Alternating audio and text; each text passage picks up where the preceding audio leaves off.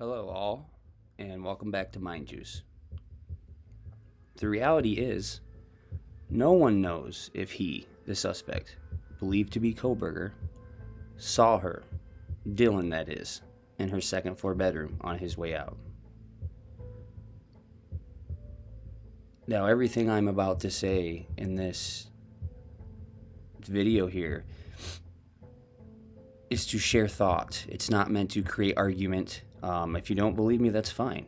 All I ask is that you hear what I have to say, consider it, and then make up your own mind. But I believe the evidence here, both of that night and the next day, from my perspective, trying to understand Bryan, shows that maybe he didn't see her. And I think that's probably why she's still alive. Hear me out. What we have is presumed as a result of the affidavit, and this is not my opinion, it is simply the case in fact. We have the affidavit, and that's it. The popular notion is that it's 100% chance that he did see her, or the affidavit pretty much says they made face-to-face, or the affidavit reveals that he indeed saw her, or she stood in a frozen shock, therefore she was scared to death because she have felt or maybe believed that he saw her.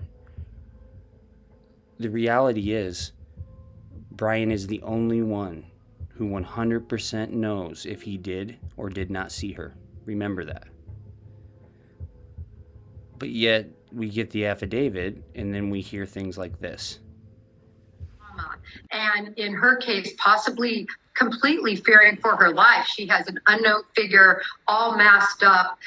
She had heard reports of somebody being in the house. Completely froze in fear, which is a very usual into her bedroom and possibly passed out. I'm shocked that this, alleged killer would walk right past someone. As an example, Ted Bundy, who committed horrible crimes in the sorority house, he left many victims, walked right past their rooms. Now, I respect Miss Koffendorfer, very much so, and I am not disagreeing with anything she says, just showing the innocent narrative that gets projected and then molded into, he did see her. Oh, hey, he did it like Bundy. Those clips suggest the idea that the suspect did see her, then suggest a potential similarity to Bundy, because he did this as well. One thing I want to make clear, when Bundy did this, Saul left 2 sorority girls after having already killed 4, he was already an international fugitive, having just went into a bathroom in the law library, of which he was given access to due to him electing to represent himself as his own counsel. In this bathroom, he snuck out of the 2nd story window and then escaped, cross-country trekked to Florida, and then hit Sorority Row, which is this event. He was already highly wanted for murder. This, to me, is what makes it dangerous to simply equate scenarios based on affidavit information. Again, I am not critiquing her. I admire her, actually. I am just expressing that the idea that he saw her has gotten way too out of hand, and why I wanted to make this video. Given what we know and understand, given available means to decide, that is, the affidavit at this time. First off, shout out to Crime Circus for the pictures I'm about to use to show you the layout of the 2nd floor, Dylan's bedroom, and further what is believed to be the suspect's or Kohberger's actual path of travel, given the shoe print coupled with DM's interview. I want to give him credit for making these photos, making it easier for me to describe my point, the purpose of this video. I began to create my own, but was anxious as all get out to get my thoughts out on this. So kudos to him for making this easier, much clearer for me to explain. Go subscribe and follow his channel if you don't. He does great work. Now, with that said, what we know, she was left alive. DM did not give any description of his eyes or facial features. She gave bushy eyebrows, his height, and not very muscular. Kohberger did return to the crime scene, the King Road residence neighborhood, from approximately 9:12 a.m. to 9:21 a.m. the next day, approximately 5 hours after the event. Sorry, that wouldn't be the next day, the same day, 5 hours later. And there's many clips where you can see him kind of creep in the background driving along. Okay, so per the affidavit, and I'm going to cover these main points by DM here, and then I'm going to show you why I believe that it's more likely than not he did not see her. Okay. And with that said, all respect to her. I know that she has a long trek ahead of her. Nothing but support for her and mean well by making this video. So none of this is meant to slight her whatsoever. So per the affidavit, DM stated she originally went to sleep in her bedroom on the second floor. We can assume then that DM was sleeping when the suspect or Kohberger entered, which I'm guessing is about 4:06 a.m. by the time he parks and gets in. Okay, so we can assume by that statement she originally went to bed that she was in bed sleeping. Okay, we have no evidence or no reason to believe anything else. I'm not going to get into what about the Visco Post picture she had at 2:30. What we know per her statement was that she went to bed. Okay, then DM stated she was awoken at 4 a.m. by what she stated sounded like Gonsalves playing with her dog in one of the upstairs bedrooms, which is located on the third floor, one floor up. A short time later, DM stated she heard who she thought was Gonsalves saying something to the effect of, "There's someone here." DM stated she looked out of her bedroom but did not see anything when she heard the comment about someone being in the house. Records indicate that Zaina had a DoorDash around 4 and then was also using her TikTok app about 4:12. And as you'll see in these pictures here, I'm taking into account that we can agree on Maddie and Kaylee being attacked first. He's coming in the sliding door, going upstairs to the third floor first. Then he's coming down and going over to Zaina and Ethan. And then he passes Dylan on his way out towards the back. I'm taking that into account that we're all assuming that, okay? DM stated that she looked out of her bedroom a second time when she heard what she thought was crying coming from Kernodle's room. DM then said she heard a male voice say something to the effect of, "It's okay, I'm going to help you." Now, 4:17 a.m. security footage picked up what sounded to be a whimper and or a loud thud, as well as a dog barking, which we believe to be Murphy. That's around 4:17 a.m. Okay. DM stated she opened her door for a third time after she heard crying and saw a figure clad in black clothing and a mask that covered the person's mouth and nose walking towards her. DM described the figure as 5'10" or taller. Male, not very muscular, but athletically built with bushy eyebrows. The male walks past DM as she stood in a frozen shock phase. The male then walked towards the sliding glass door, which we presume to be leaving. DM locked herself in her room after seeing the male. DM did not state she recognized the male. This leads investigators to believe that the murderer left the scene. Van shoe print outside DM bedroom, consistent with DM's statement regarding the suspect's path of travel. All right, think about it. From Bryan's perspective, do his actions indicate he was aware that someone saw him, knowing the acts he just committed? I believe, had he seen her, she would have cited it. It would haunt her. Her first thought would not be bushy eyebrows. Think about it. Now, as we know, records indicate Kohberger's phone / White Hyundai Elantra show consistent movement patterns relating to him returning to the King Road residence neighborhood at from approximately 9:12 a.m. to 9:21 a.m. later that day, which is about 5 hours after the crime took place. With that said, reasonably, one would suggest that it is one of two reasons as to why he returned later that morning. Number one, he realized he forgot the sheath, looking to potentially go back in. Or number two, he was anticipating law enforcement activity at the house, commotion by the neighbors. In a sense, he was just getting his rocks off by all the hysteria he had just caused. To me, those are the only two plausible reasons as to why he would return 5 hours after committing this brutal act. Okay? Now ask yourself, if he was aware that someone saw him, also implying that he saw her, chose to leave her alive, would he return as the same figure, driving the same White Hyundai Elantra he peeled out in just 5 hours prior? I contest that he did this, returning to the house, that is, because he did not know and or realize another roommate saw him leaving. Hear me out. Number one, she was left alive. Number 2, DM did not give any description of his eyes.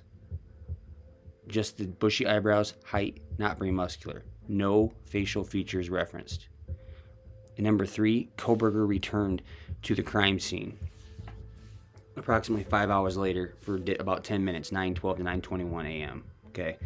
Now, I do believe Xana and Maddie were his intended targets due to the Mag Greek, given its plausibility and MO relating back to 7 Sirens back in Pennsylvania when he lived there. I think it is fair to say he did not know, fair to presume that he was not aware of Ethan being there. Maybe not even aware of Kaylee, given that he did go upstairs and then back down. We can denote that there was a target in each room to make sense for his path in the house. With that said, Kaylee and Ethan being collateral because they were there or because they were present. In my opinion, he was fixated on his target. Anyone that got in the way was vulnerable, as we have seen him exit with 4 victims. I believe that he had to have been in some sort of psychological flow state or tunnel vision. Often we hear this used with athletes. They talk about this. It is a supreme focus wherein all of oneself is locked in on a particular task at hand, which they say gives them the ability to block out outside chatter or fans or anything on externally, no external commotion. Okay. When Bryan was finished with Xana and Ethan, his mindset had to have been, I have to get out. I have to go. Why do I say this? Because the affidavit at 4:17 a.m., 50 feet away from the west wall of Cronoto's room, says it hears a loud thud and dog barking. He's right in the center of all of that. His alarm bells have to be going off. Okay. It is at this moment wherein he is had to believe to have passed and potentially seen Dylan. Remember, his focus had to shift it at this point to leaving. Okay. Now, I believe if he did see her, Dylan, he would have taken her out quickly too. And why do I say this? To buy time. Fear she had seen me, and or likely watch him get away in the car, which direction he walked, etc. What I mean by that is, why would he not worry that she was going to watch, who is that guy, and go and peek out the window and look to see what car he jumped in, and whatnot.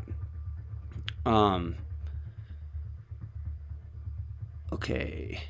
He did not walk by her like Bundy. Remember, Bundy, when he did this, was already an international fugitive at the time he did it, okay? Then seemingly get in his White Hyundai Elantra, peel out, then drive in the exact same vehicle outside.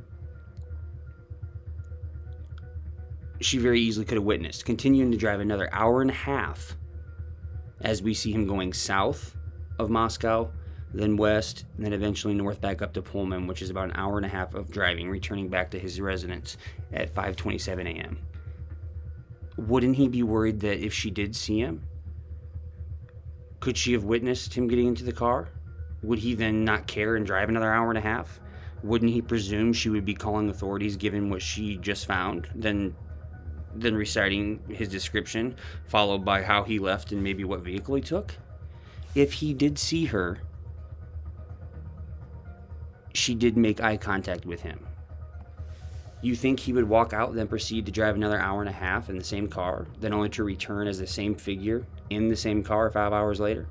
Think about it. From Bryan's perspective, do his actions indicate he was aware that someone saw him, knowing the acts he just committed? She was left alive because he did not see her. He was in a psychological flow state, high off what he just committed. Physically drained, or not, given the adrenaline, he was laser focused on the next phase of the mission, and that was putting as many miles in between him and the scene. We saw his path of travel show us this. Now, the affidavit indicates she leaves her room, only that she saw him walk from the Xana and Ethan area and towards the sliding glass door. Now, if you look at these pictures here, everybody wants to say, oh, he had to have seen her, or there's no way that she could have hidden. He's not playing Where's Waldo when this is happening. There's sounds, there's a dog, there's screaming, there's a lot of criminal things going on here. He's probably got internal chaos going on, probably mentally listening to a song that he, who knows? I'm not a psychopath. I can't get into that mind state, okay? But he's not sitting there in a silent garden and hears every creak. Oh, there's shit. I mean, you got to understand the situation, okay? I believe the way he left, look at this picture here. It's dark and his focus 100% on leaving. Imagine that it's dark. He's not taking his time.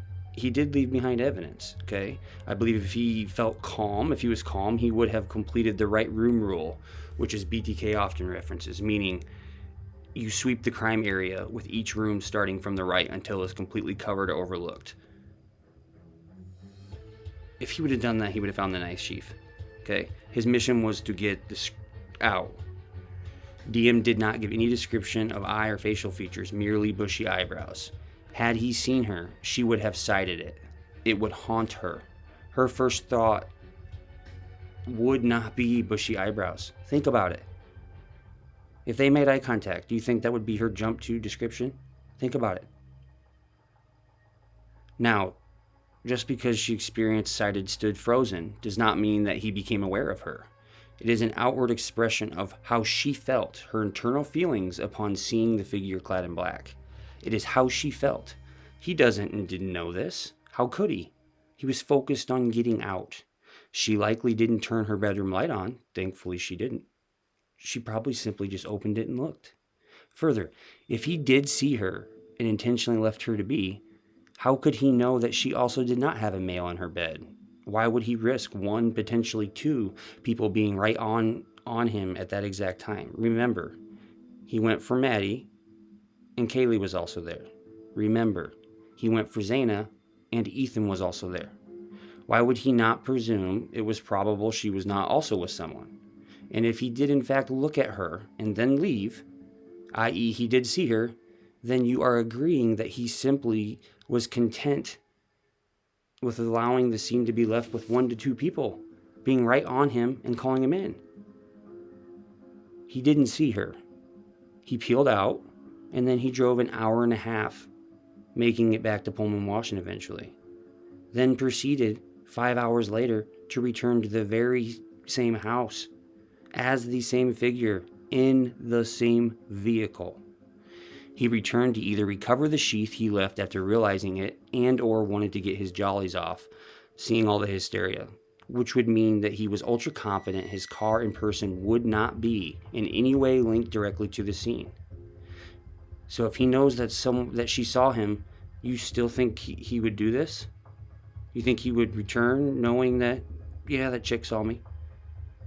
Sure, she was scared stiff and thus locked herself in her room. She slept, woke up, and then came out in the daylight to witness the reality as to what happened. I believe it is at this point where the 911 call and reports of someone passing out, fainting, make the most sense.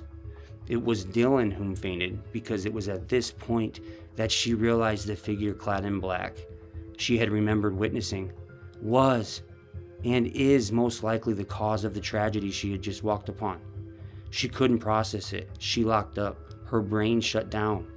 Trauma, in all caps, trauma. It was at this point she realized that said figure is the one whom had just killed 4 of her roommates. That's when the true horror set in, and unfortunately still continues. Let's be nice to her, people. Bryan did not see her, or he would have never returned in the same car 5 hours later. In my opinion.